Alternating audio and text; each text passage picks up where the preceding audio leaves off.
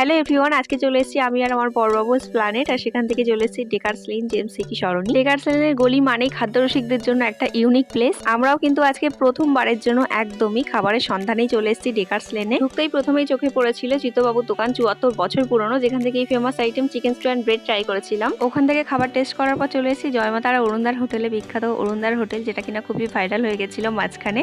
তো সেখানে এসেছি আমরা খিচুড়ি ট্রাই করতে, খিচুড়ি বেগুন সুন্দরী। এই মুহূর্তে তার আগের 180 না কত বললে সেটাও বেশ ঠিক আছে।